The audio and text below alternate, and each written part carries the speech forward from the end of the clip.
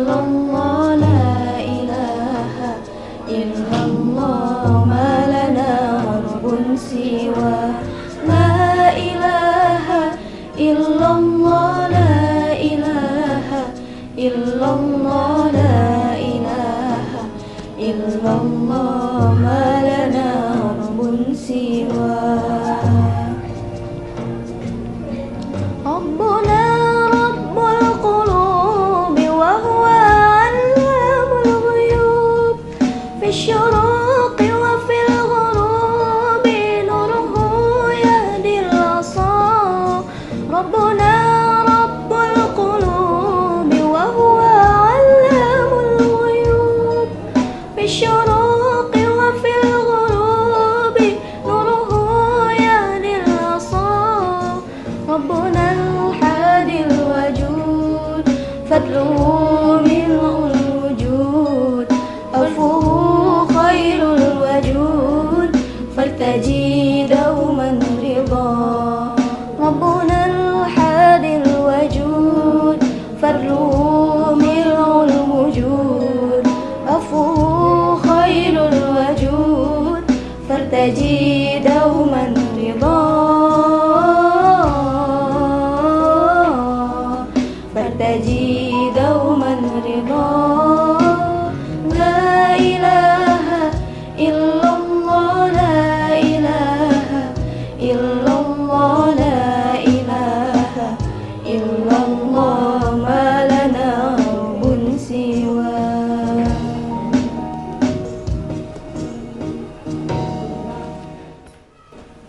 Assalamualaikum warahmatullahi wabarakatuh. Auzubillah, bismillah, walhamdulillah, wassalatu wassalamu ala rasulillah wa ala alihi washabihi wa mawalah. Asyhadu an la ilaha illallah wa asyhadu anna muhammadar rasulullah. Allahumma sholli ala sayyidina Muhammad wa ala ali sayyidina Muhammad. Rabbi shrah li sadri wa yassir li amri wahlul 'uqdatam min lisani yafqahu qawli, amma ba'd. Sahabat-sahabat pelajar, santriwan santriwati SMK Al-Amanah yang dirahmati oleh Allah Subhanahu wa taala, dimanapun kalian berada. Pada kesempatan kali ini saya akan memberikan sedikit yang saya ketahui, tapi mudah-mudahan dengan hal yang sedikit ini bisa memberikan perubahan yang besar ya bagi diri kalian ke arah perubahan yang lebih baik lagi. Amin ya Allah ya rabbal alamin. Banyak hal yang bisa dilakukan yang menjadi amalan di bulan puasa ini ya, yang tentunya bisa menjadi sumber pahala, ladang pahala kita. Tetapi ada juga hal-hal yang harus dihindari ya ketika di bulan puasa ini, yang tentunya tidak hanya mengurangi pahala, tapi bahkan bisa menjauhkan kita dari sumber pahala tersebut. Apa saja hal-hal yang harus dihindari? Banyak sebetulnya, tapi dari kesempatan ini saya akan memberikan mungkin hanya 3 contoh saja. Yang pertama, jangan tidur setelah sholat subuh. Dari pandangan agama maupun dari pandangan kesehatan, tidur setelah waktu sholat subuh itu tidak dianjurkan. Kenapa? Dari menurut agama, pada waktu itu, ketika pada waktu setelah sholat subuh tersebut, Allah Subhanahu wa taala memerintah malaikat Mikail untuk menyebarkan rahmat dan kebaikan di seluruh permukaan bumi ini. Tentunya banyak pahala dan keberkahan yang bisa kita raih pada saat itu dengan cara banyak ya, diantaranya seperti membaca Al-Quran, memperbanyak doa, bersedekah ya. Dan kemudian dengan berdiam diri di masjid pun itu akan mendapat banyak pahala. Jadi alangkah rugi sekali kalau misalnya pada saat itu tidak kita manfaatkan waktu tersebut dengan sebaik-baiknya. Sekarang menurut kesehatan ya, menurut ahli syaraf otak ya, ahli syaraf otak, pada waktu setelah sholat subuh itu waktu yang tepat bagi otak untuk berkembang ya, karena pada saat itu darah mengalir lebih lancar ke sistem syaraf otak ya. Apabila pada saat itu otak kita sedang kondisi dalam istirahat ya, dalam tidur itu kan otak istirahat, maka proses berkembangnya otak itu tidak berjalan dengan baik. Nah, makanya bisa menghambat peningkatan kecerdasan seseorang. Nah, sedangkan proses berkembangnya otak itu sangat berpengaruh bagi seorang pelajar ya. Maka dari itu usahakan jangan tidur setelah sholat subuh ya. Kita harus bisa menahan godaan tersebut.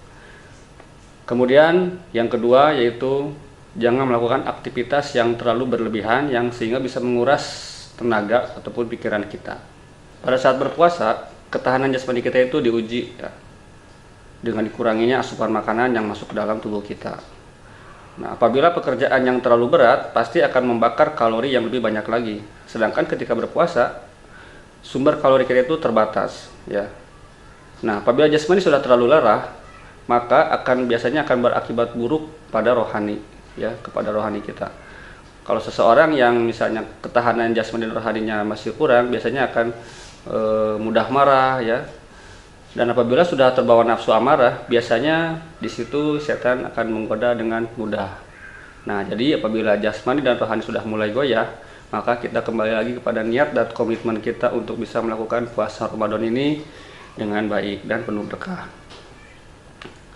Kemudian yang ketiga, jangan makan yang berlebihan ketika berbuka puasa. Ya, seharian jasmani kita kan tadi diuji ya dengan dikuranginya asupan makanan, otomatis proses pencernaan gerak peristaltik usus kita itu berkurang ya, karena makanan yang dimasukkan ke dalam tubuh kita itu tidak seperti pada hari-hari seperti normal biasanya. Nah, apabila ketika berbuka nanti ya, pencernaan kita langsung diberikan asupan makanan yang banyak, maka pencernaan tersebut akan menjadi kaget dan tidak siap untuk menerima asupan makanan tersebut. Nah, hal ini biasanya sering berakibat buruk pada kesehatan ya. Nah, jadi kalau misalnya kesehatan sudah terganggu, maka proses dalam menjalankan ibadah pun biasanya akan terganggu ya. Jadi alangkah baiknya apabila jika kita diberikan kelebihan rezeki makanan, sebaiknya kita berikan kepada orang-orang di sekitar kita yang kekurangan, ataupun misalnya bisa dititipkan di masjid yang nantinya suka ada ya musafir-musafir atau orang-orang yang datang kemudian berbuka puasa di masjid. Nah, mereka mungkin akan setidaknya menikmati rezeki yang kita punya ya, mungkin itu akan lebih berkah ya. Nah, jadi kesimpulannya, jasmani dan rohani itu sangat berkaitan ya, jadi satu kesatuan. Nah, kemudian apabila jasmani tadi sudah mulai goyah, kita kembali lagi kepada niat kita dan komitmen kita untuk bisa melakukan puasa Ramadan ini dengan baik dan penuh berkah ya, seperti yang sering kita ucapkan ketika malam setelah sholat sunat tarawih ataupun ya menjelang sahur ya. A'udzubillahi minasyaitonirrajim, bismillahirrahmanirrahim. Nawaitu shauma ghadin an ada'i fardhu sahri Ramadan hadhihi sadati fardhu lillahi ta'ala.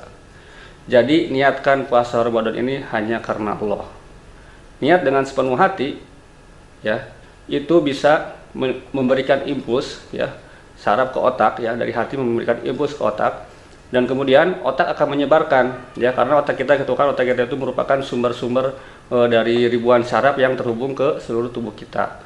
Nah, memotivasi sel-sel yang ada di dalam tubuh kita untuk bisa melakukan kegiatan atau bergerak dengan maksimal ya. Dan ingatlah selalu bahwa apa yang kebaikan yang kita lakukan ini ya, segala kebaikan yang kita lakukan ini hanya karena Allah Subhanahu wa Ta'ala ya. Baiklah, mungkin itu saja yang bisa saya sampaikan. Mohon maaf apabila ada kekurangan dalam penyampaian. Jangan lupa like, komen, dan subscribe channel TV Tin SMK Al-Amanah, dan jangan lupa nyalakan dulu lonceng notifikasinya supaya mendapatkan update-update terbaru, tayangan-tayangan terbaru dari channel TV Tin SMK Al-Amanah. Wabillahi taufiq wal hidayah. Wassalamualaikum warahmatullahi wabarakatuh.